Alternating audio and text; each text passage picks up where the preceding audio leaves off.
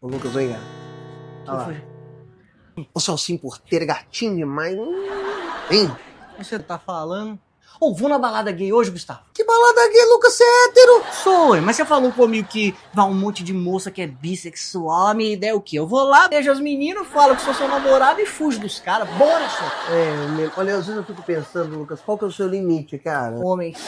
Vamos lá, só. Às vezes você acaba conhecendo alguém da hora, sai de lá apaixonadinho, você vai gostar, vamos. Eu tô fora.